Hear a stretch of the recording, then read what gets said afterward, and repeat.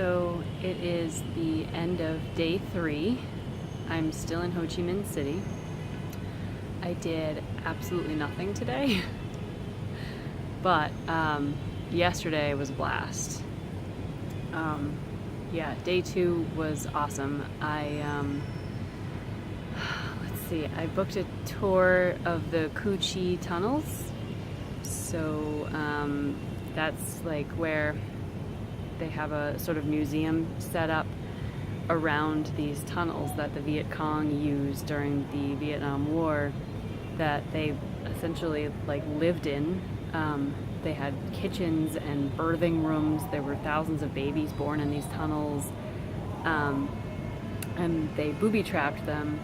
And because the Vietnamese, especially back in the 70s, were so much smaller than the Americans, they made the tunnels really small. So it was like this maze-like network of tunnels connecting one end of the battlefield to the other. She said there was over 250 kilometers of tunnels total. And so they would stay in these tunnels for, however long and live there and then, pop out and shoot the American soldiers. And there was all kinds of crazy stuff. The booby traps were awful. She showed us like some of the working booby traps, and it was just like, doors that flip open with spikes at the bottom and these crazy like instruments of torture that, the harder you try to pull yourself out, the more you dig yourself in, and it's all rusty metal, and it's just, the shit was unreal. And they have actual like tunnels that they've cleared of booby traps, but you can crawl through them if you want. So you go down this like steep staircase into this dark, hot, dank, tiny little tunnel, and it goes for 100 meters, but every 15 meters there's an opening. So if you freak out, you want to exit, you can. And also those openings serve as air vents because it's so hot and disgusting down there. I went down the stairs and looked in the tunnel and was like, nope, no thanks, can't do it. Pretty much everybody else in my tour group did it, at least for the first 15 meters. A few of them even went all the way to the end. This one girl went all the way to the end, crawled 100 meters this hot, sweaty tunnel, and everyone that came out was just drenched in sweat and had dirt on their knees and was like, brave people, amazing. I couldn't do it, I would freak out. But I'm glad I got to see them. The thing that really kind of struck me about the tour is it's very touristy. I mean, they tell you that, but you don't understand until you get there. They make it almost like a Disney World. Like, the tour guide makes jokes and is laughing the whole time and making light of it almost. And then and then they have like photo ops every once in a while for the tourists. And, everybody's sort of like laughing and joking. And smiling for photos, like on top of blown up tanks or popping out of trapdoor holes in the ground, right? There's all these like poses you can do, and you smile like, hey, look at me, and it's like, I mean, I had fun, and I'm glad I went, and I'm glad that I got to see it. It just struck me as odd that they made it so lighthearted.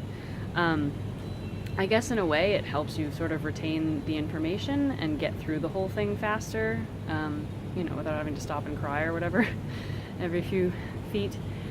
But one of the weirdest things was at the end of the tour, there's a shooting range, and they have AK-47s, and you can purchase bullets and then go down and just shoot these AK-47s into nothing. There's not even targets. It's just like a big mound of dirt on the other end of this field. And tourists go gaga for it. It's the equivalent of like $2 or $3 American per bullet, and you have to buy at least 10 bullets. And then they just hand you the gun, strap on a set of ear protection thingies, and send you to the shooting range. And it's so loud.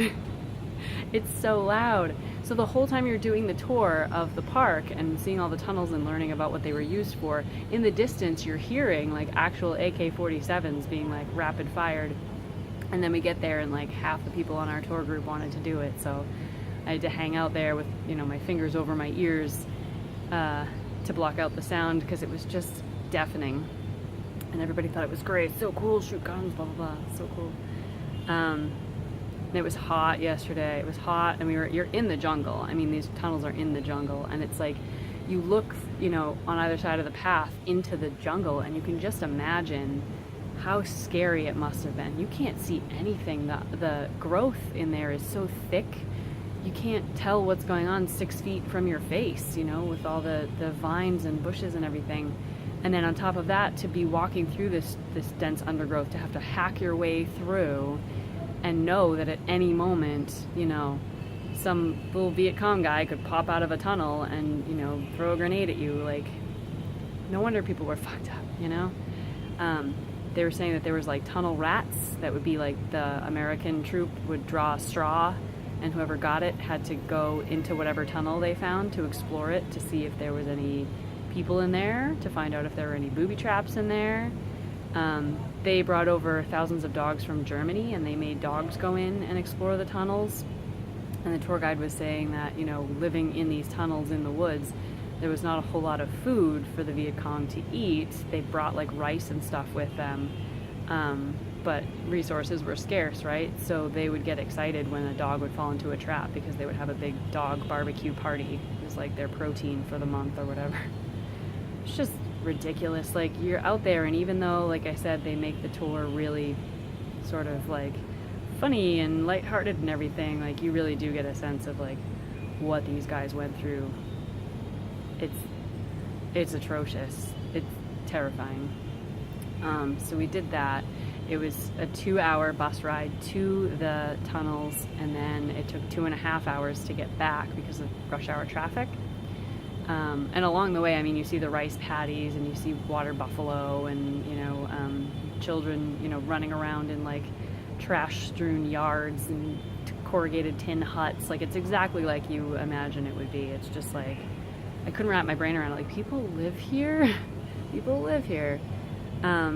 They all seem really happy, though. Like, everyone's smiling and having a good time, and the kids are running around. Good for them. It was really neat to see. And when we were coming back, the sun was setting. I didn't get many good photos from the bus windows because there was a lot of glare from the lights inside the bus, and we were going so fast it was hard to get good pictures. But I mean, there's these big orchards of, I'm not sure what kind of trees they are. They're these sort of like gnarled, twisty, tall trees with like big, you know, dark green canopies on top. But they plant them in, you know, diagonal rows, and then at the end of the rows you could just see the sun setting on the other side, and it was just really beautiful and so different. It's very surreal. But on the bus ride to and from, I sat in the back with, I met 3 gentlemen. We all 4 of us just met each other for the first time. We're all solo travelers, and it was like a joke, right? So it was an Australian guy, an English guy, an Irish guy, and me, the American girl, sitting in the back of this bus. And the accents were fantastic. Like, every time they would start talking, I would just just look around at each of them like, you sound great, you sound great, you sound great, you know. And the Irish guy's talking about how much he loves to drink, and the Australian guy's talking about how much he loves to travel to Southeast Asia. He goes all the time. And the British guy's talking about all like the snags and hang-ups he's had traveling. He's like, oh, bad weather tends to follow me, and like all this stuff. So we're all just sort of taking the mickey out of each other and having a good time talking and stuff. And then on the way back, the Australian guy was saying that he had wanted to go see this thing called the Sky Deck, which is like the tallest building in Saigon. You can go up to the 60th floor and see the view there.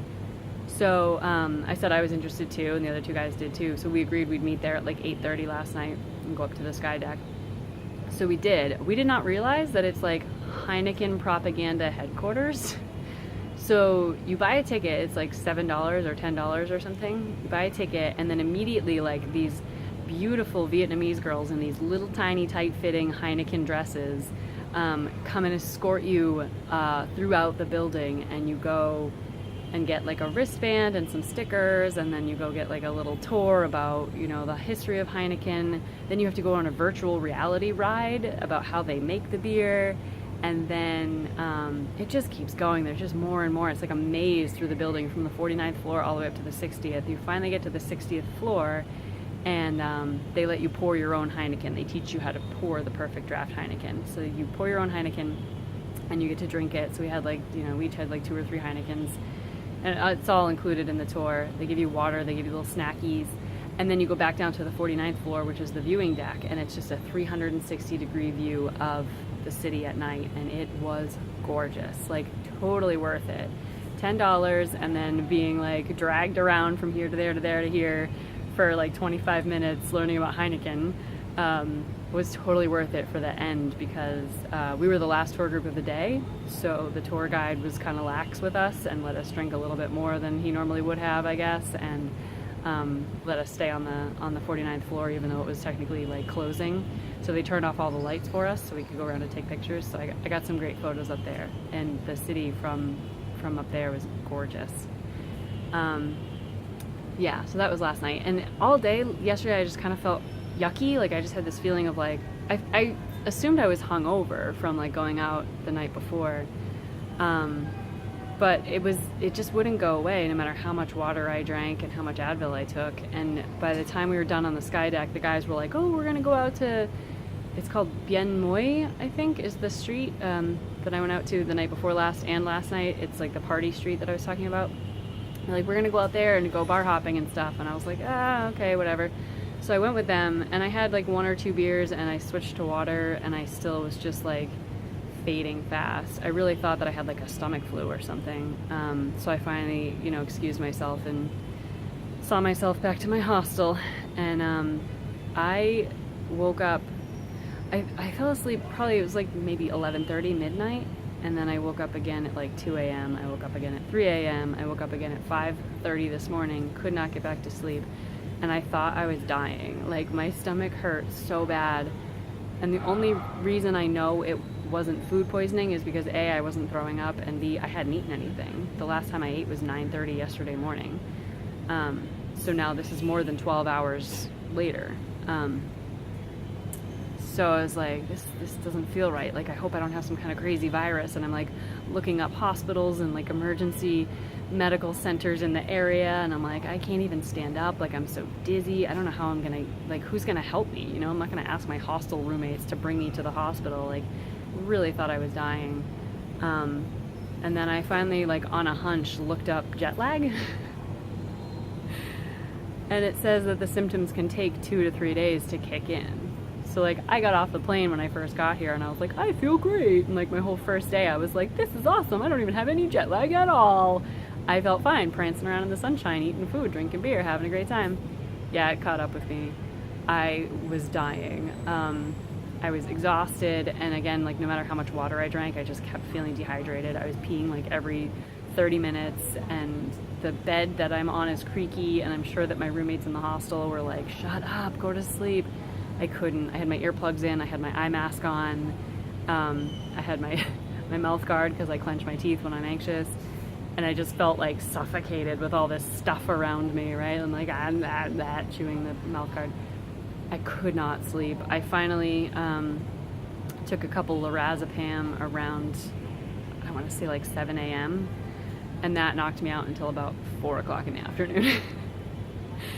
So I literally did nothing today. I got up at 4 in the afternoon and was able to freshen myself up enough and drag myself down the street to book a ticket to go to Siem Reap tomorrow, which is in Cambodia. That's where Angkor Wat is. It's the most beautiful temple, I guess, in the whole world, and it's one of the things that you absolutely have to see when you're here, and I'm really excited to see it. I was hoping to be able to go today. That was my original plan, to take the noon bus today to start going up there, because it's like a 15-hour bus ride or something. But obviously that didn't happen. So I booked my ticket. I leave at 8:30 tomorrow morning. The bus will take me to Phnom Penh, which is one of the major cities in Cambodia, and I will be there for just a couple hours, and then there's a second bus that comes and picks us up from Phnom Penh and brings us to Siem Reap, and that's an overnight bus, and it has cots that you sleep on.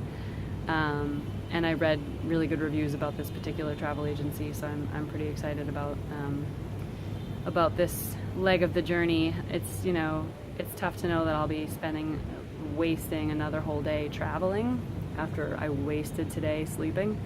But I mean, that's kind of how it goes around here. That's one of the reasons why you're supposed to like take so much time to explore this area, because a lot of the travel time, sucks up your vacation time.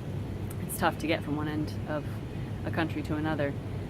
But yeah, Siem Reap is definitely on my list, so I'm definitely gonna go. I will hopefully get there in a reasonable amount of time. I'm told that sunrise is the best time to see it. I don't know if it's realistic if the bus will get in at sunrise. So I may have to stay one more day in Siem Reap to go see it the next day at sunrise. And then after that, I don't really know where to go from there. We'll see. All I know is I booked that ticket, and then I went right down the street to the American restaurant and had an American burger and American french fries with American ketchup, and it was like life-changing. I feel so much better. I'm still not up to 100%, but I feel so much better. Like, I no longer am afraid that I'm gonna die halfway around the world from everyone I love. I'm good, I got over it. So they say that these trips are supposed to be, you know, a learning experience and a growth opportunity, and you figure out what you're made of and learn who you are and blah blah. Like, I learned that I can be a real big baby at 5:30 in the morning, but that 12 hours later I can bounce back. This too shall pass, right? I'm so glad I feel better. So I'm actually, it's, I don't know, like 7:30 or 8 o'clock or something right now. I'm gonna go to bed. I'm gonna pop some more lorazepam and put on my little eye mask and go to bed.